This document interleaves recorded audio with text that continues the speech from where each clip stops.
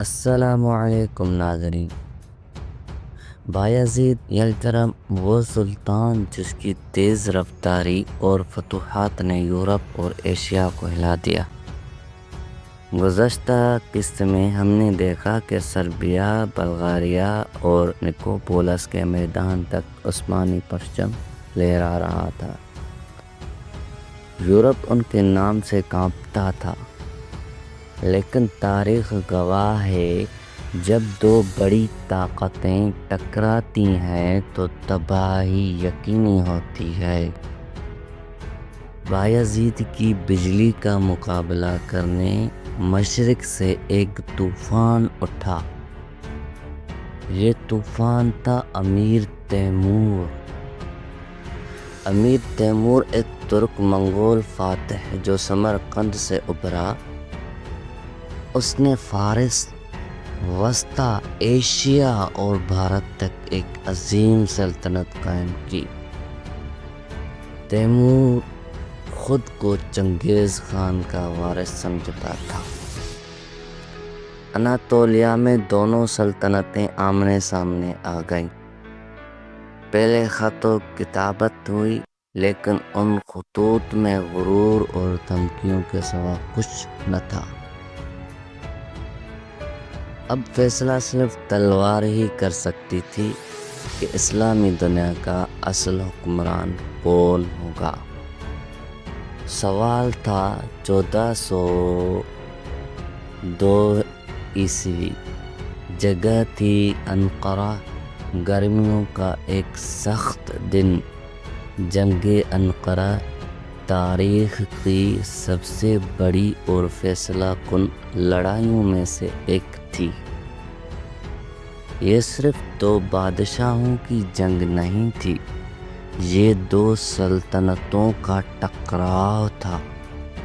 سلطان بایزید اپنی فوج کے ساتھ موجود تھے، دوسری طرف تیمور کا لشکر تھا۔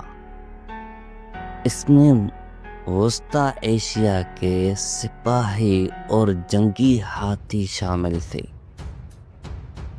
جنگ کے دوران ایک بڑا دھوکہ ہوا۔ عثمانی فوج میں شامل تاتاری اور اناطولیائی دستوں کے کئی حصے تیمور کے ساتھ مل گئے۔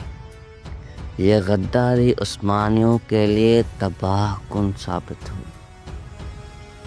شدید لڑائی کے باوجود بایزید یلدرم ڈٹے رہے۔ وہ خود میدان میں لڑتے رہے، لیکن تقدیر کا فیصلہ ہو چکا تھا۔ عثمانی فوج شکست کھا گئی اور سلطان بایزید گرفتار ہو گئے۔ یہ تاریخ کا پہلا اور آخری موقع تھا کہ ایک عثمانی سلطان قید ہوا۔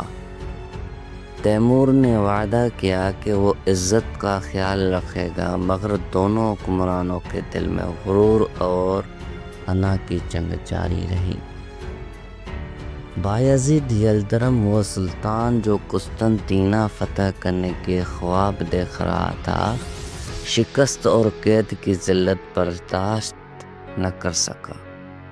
8 ماہ بعد 1403 عیسوی میں وہ قید ہی میں انتقال کر گیا۔ کچھ مورخین کہتے ہیں کہ انہوں نے خودکشی کی، کچھ کے مطابق یہ صدمے کی موت تھی۔ جنگ انقرہ نے عثمانی سلطنت کو بخیر دیا۔ سلطنت ٹوٹ گئی۔ بایزید کی بیٹوں میں خانہ جنگی شروع ہو گئی۔ تاریخ اسے دور فطرت یا انٹرریگنم کہتی ہے۔ اناطولیہ کی ریاستیں آزاد ہو گئیں۔ ایسا لگتا تھا کہ عثمانیوں کا دور ختم ہو گیا ہے، مگر صرف ایک وقفہ تھا۔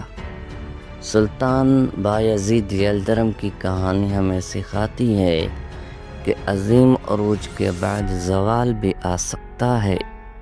ایک غلط فیصلہ سب کچھ بدل سکتا ہے۔ سوال یہ ہے کہ کیا عثمانی سلطنت اس دھچکے کے بعد دوبارہ اٹھ پائے گی؟